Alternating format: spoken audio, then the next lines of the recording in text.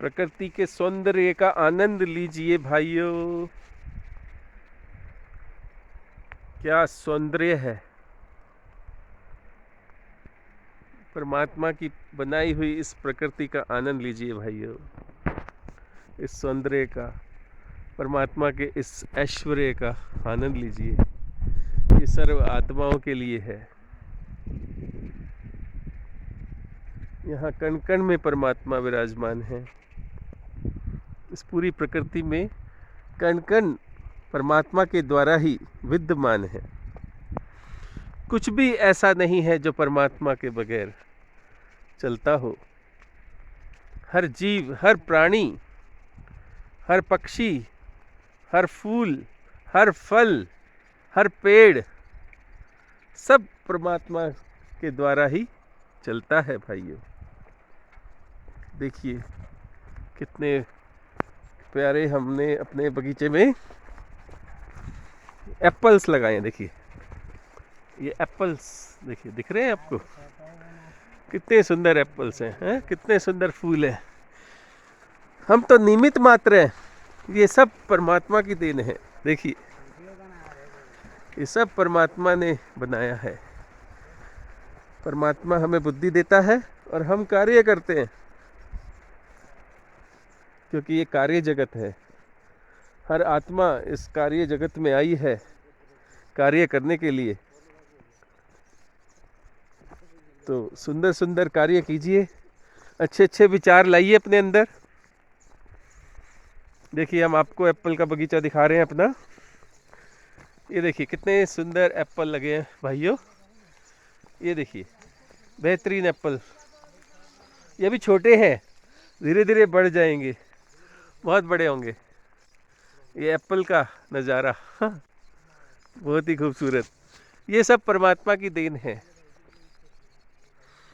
ये परमात्मा सभी के लिए, हर आत्माओं के लिए फल, फूल, सब्जियां, औषधियां, ये सब के लिए निरंतर भरपूर बरसा रहे हैं, सभी के लिए बराबर।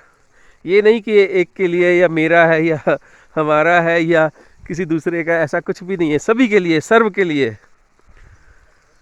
तो हमें ये भाव रखना चाहिए कि हम सभी आत्माओं की सेवा करें, सभी को फल फूल दें और वो आत्माएं भी सहयोग करें, एक दूसरे को बेनिफिट दें।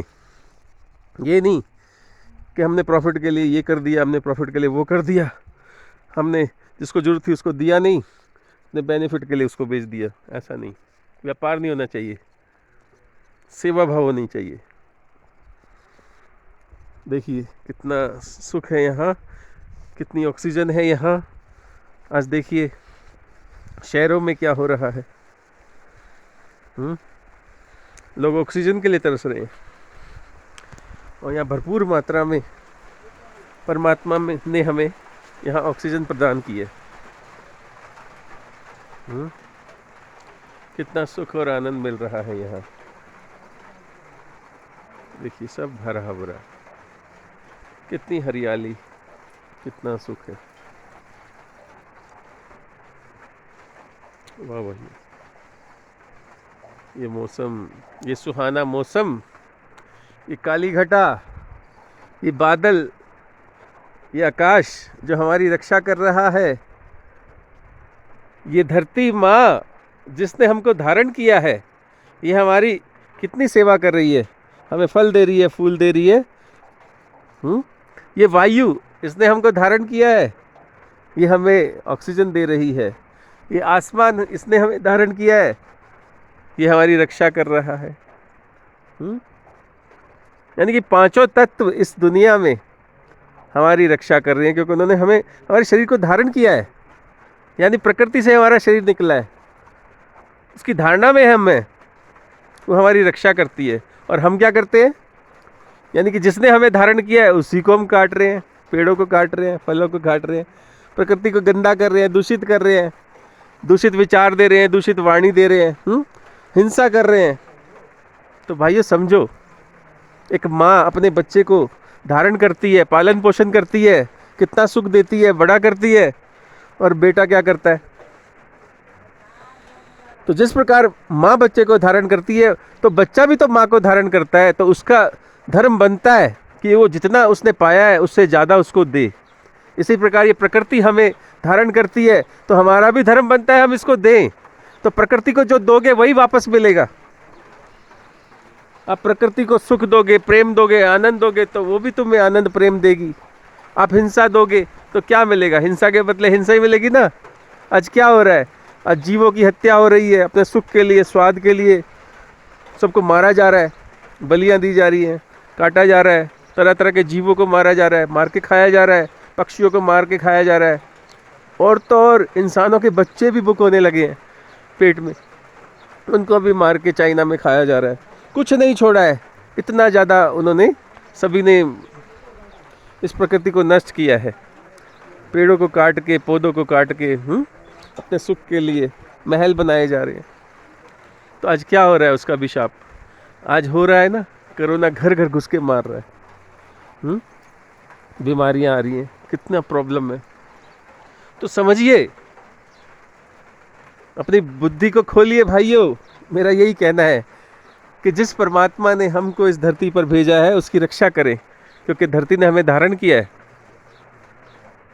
और उस क्रिएटर को जाने, उस परमात्मा को जाने जो सारी दुनिया को चला रहा है, बना रहा है, जिसने हमें ये सुख देने के लिए प्रकृति पर भेजा है। और हम यहाँ पर आकर के अधिकार जमाते हैं, ये ज़मीन मेरी है, ये मेरा है, ये मेरा है, और ये शरीर मेरा है, ये रिश्ते मेरे हैं, ये मेरा है। कुछ भी तो मेरा नहीं है, सब यहीं का है, यहीं रह जाता है। तो सोचिए क्या हो रहा है।